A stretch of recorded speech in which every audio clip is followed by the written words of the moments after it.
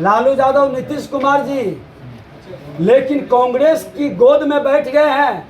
अघोषित आपातकाल बिहार में है।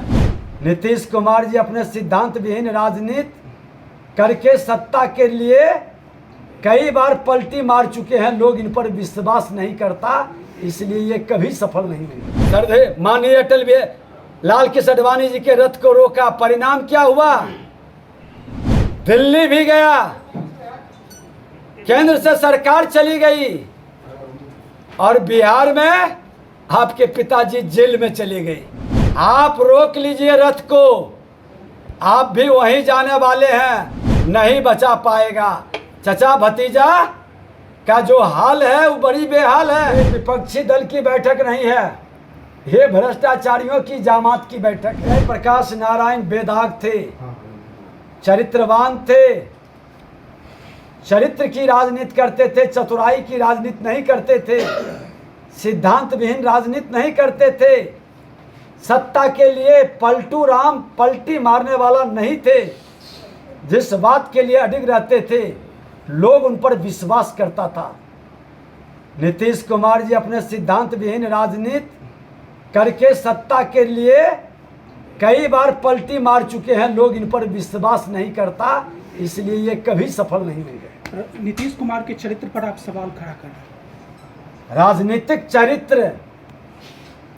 राजनीतिक चरित्र जनादेश का सम्मान। जनादेश राजद के साथ मिला था तो चरित्र की राजनीति उसके साथ रहने की थी, लेकिन अपनी सुविधा के लिए चतुराई की राजनीति करके बीजेपी को भी भरमाए कि ये फिर भ्रष्टाचारी अपने नेचर सिग्नेचर पर चला गया। एक बार मौका दीजिए बिहार में शासन करने का, और भाजपा ने चाणक्य बनकर इनको चंद्रगुप्त बनाया।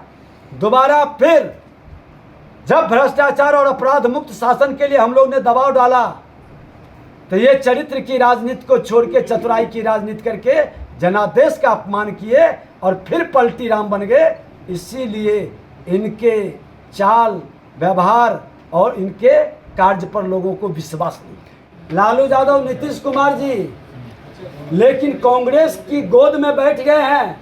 अघोषित आपातकाल बिहार में है और अघोषित आपातकाल के कारण जो हमारे यूट्यूबर, प्रेस मीडिया के लोग इनके सच को सामने लाता है, उसके विरुद्ध षड्यंत्र करके उसको दबाने का, धमकाने का, डराने का, विज्ञापन रोकने का और जेल भेजने का, एफआईआर करने की कार्रवाई करता है। मैं बता देना चाहता हूं कि जितनी ताकत है बहुत कम समय बचा है इनके पास। भारतीय जनता पार्टी की सरकार बनेगी, तमाम प्रेस मीडिया के ऊपर जो अघोषित आपातकाल में ये उसको डरा धमका करके सजायाफ्ता बना रहे हैं, उसकी भाजपा समीक्षा करेगी और उसकी सजा और उसके ऊपर से केस मुकदमा आपस लेगी। कानून सर तेजस्वी जी सोने के चम्मच लेकर जन्म लिए हैं, आधी अधूरी कहानी सुने हैं। आडवाणी जी का रथ लोक नायक जयप्रकाश नारायण के आवास से जब निकला था तो विजय सिन्हा उस जेपी निवास के क्षेत्र का मंडल अध्यक्ष था और वो रथ शान से निकला था।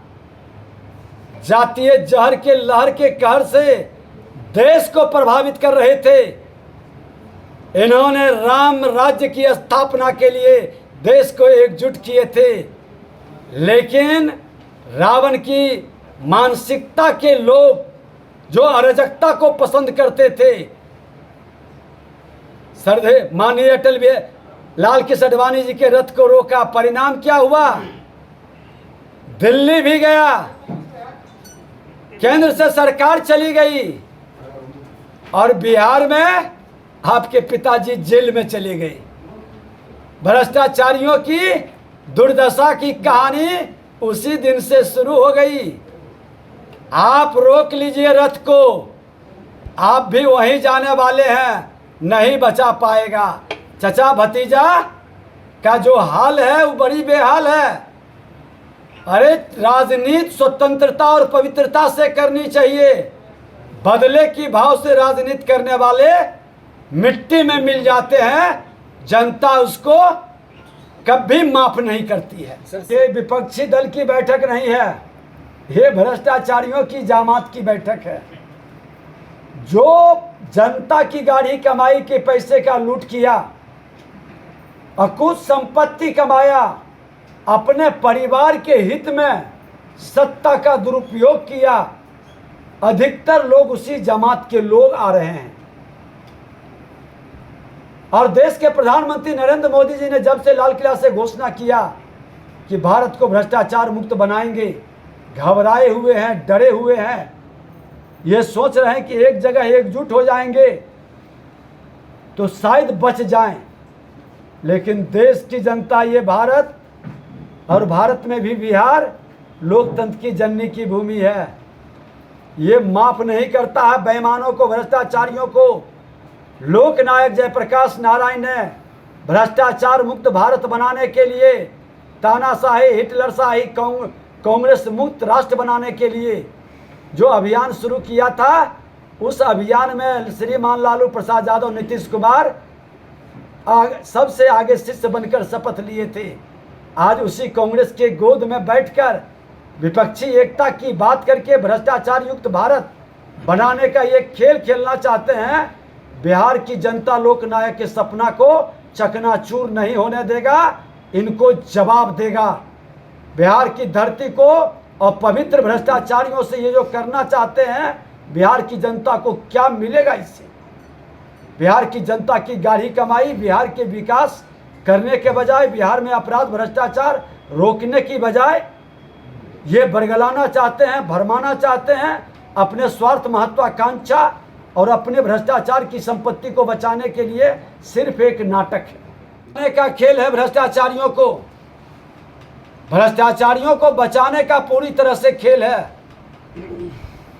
ये पथ निर्माण में सुधार चाहते हैं तो सीबीआई से दें, और संवैधानिक संस्था पर इनको विश्वास नहीं है तो हाईकोर्ट के सिटिंग जज को दें। पूरी तरह से कमीशन खोरी की व्यवस्था बड़े बड़े नेताओं के अकाउंट तक गया है, उनकी संपत्ति की भी भ्रष्ट पदाधिकारियों की जांच हो। बड़े पदाधिकारी इसमें संलिप्त हैं और सत्ता के संरक्षण में ये हुआ है। कई एग्जीक्यूटिव पकड़ाए थे करोड़ों के साथ। क्या कार्रवाई हुई है? क्यों नहीं सदन में लाए इस विषय को? जब पब्लिक जानना चाहती है।